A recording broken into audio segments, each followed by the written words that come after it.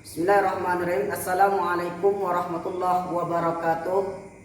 Nama saya Ahmad Arif, NIM 1614030101. Jurusan Manajemen Pendidikan Islam. Di sini saya akan membahas ataupun menyampaikan PowerPoint yang saya buat yang berjudul Konsep Kebijakan Pendidikan.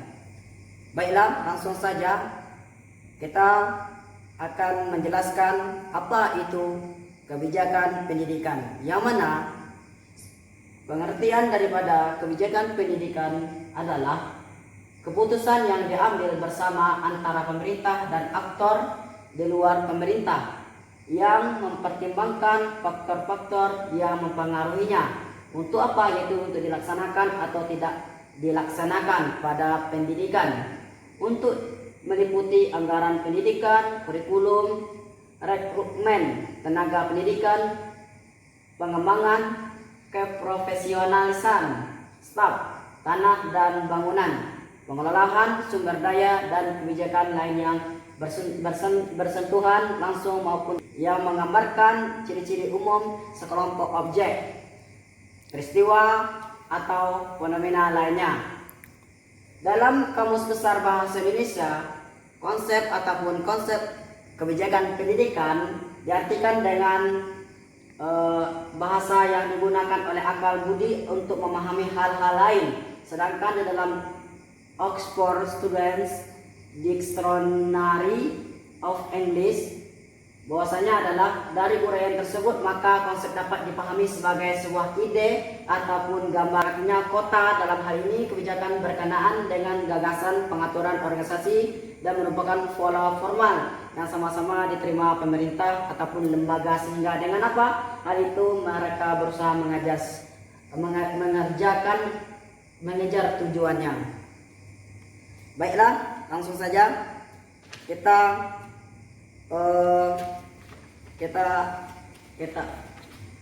jadi dapat disimpulkan bahwasanya kebijakan pendidikan dapat dipahami sebagai aturan tertulis yang diputus oleh pemerintah yang berfungsi untuk mengatur dalam mengatur bidang pendidikan atau berkaitan dengan pendidikan. Jadi konsep kebijakan pendidikan adalah gambaran umum mengenai aturan-aturan tertulis yang diputuskan oleh pemerintah untuk mengatur jalannya pendidikan yang agar tercapai tujuan pendidikan. Contohnya kebijakan adalah undang-undang ataupun peraturan pemerintah, Kepres, Kepmen, Perda, keputusan bupati, dan keputusan direktur. Setiap kebijakan yang dicontohkan bersifat mengikat dan wajib dilaksanakan oleh objek kebijakan itu. Baiklah, langsung saja yang poin yang kedua, yaitu poin B, pendekatan kebijakan pendidikan. Yang mana pendekatan yang pertama yaitu pendekatan empiris. Adapun empiris ini adalah ditekankan pada penjelasan berbagai sebab dan akibat dari suatu kebijakan tertentu dalam bidang pendidikan yang bersifat faktual atau fakta, macam informasi yang dihasilkan bersifat deskriptif dan prediktif. Kebijakan itu ditentukan. Selanjutnya langsung saja kita ke poin yang selanjutnya. Pendidikan harus disetting sedemikian rupa sehingga keberadaannya dapat betul-betul dirasakan oleh masyarakat. Unsur utama dalam kesuksesan pendidikan, karakteristik kebijakan pendidikan. Di sini ada beberapa poin dalam karakteristik kebijakan pendidikan. Poin yang pertama yaitu karakteristik kebijakan pendidikan, yaitu memenuhi aspek legal formal. Yang mana aspek legal formal ini adalah kebijakan pendidikan harus memenuhi syarat harusan untuk memperjelas pencapaian tujuan pendidikan yang ingin dicapaikan. Dan selanjutnya yaitu yang keempat, itu dibuat oleh yang berwenang. Di sini dibuat oleh yang berwenang ini adalah pendidikan itu harus dibuat oleh para ahli di bidangnya yang memiliki kewenangan untuk itu, sehingga tak sampai menimbulkan kerusakan pada pendidikan dan lingkungan di luar pendidikan. Selanjutnya yaitu poin yang kelima, itu dapat dievaluasi. Di sini bahwasanya dapat dievaluasi ini adalah kebijakan pendidikan itu pun tentunya tak luput dari keadaan yang sesungguhnya untuk ditindaklanjuti. Jika baik maka dipertahankan atau dikembangkan. Sedangkan jika mengandung kesalahan maka harus bisa diperbaiki. Baiklah, langsung saja yang terakhir yaitu proses kebijakan pendidikan.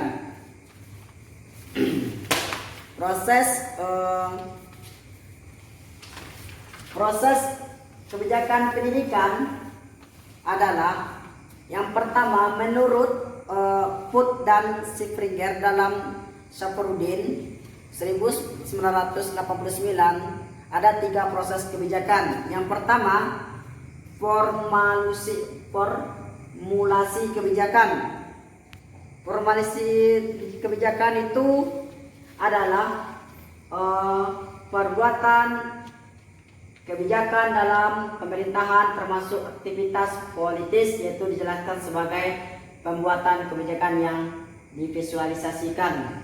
Dan selanjutnya yang kedua adalah implementasi kebijakan. Implementasi kebijakan ini adalah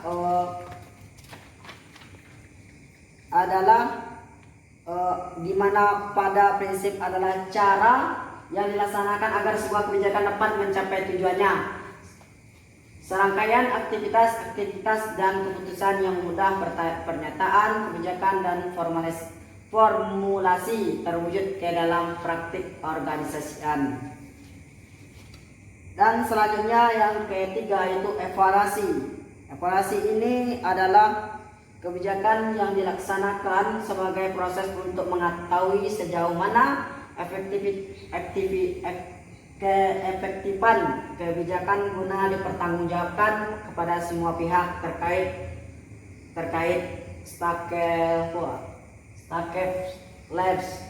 Di sisi lain untuk mengetahui kesenjangan antara harapan atau tujuan dengan kenyataan yang dicapainya. Mungkin sekian yang dapat saya sampaikan. Kalau ada yang tidak sesuai dari yang saya sampaikan, saya mohon maaf. Wabillahi taufiq hidayah. Wassalamualaikum warahmatullahi wabarakatuh.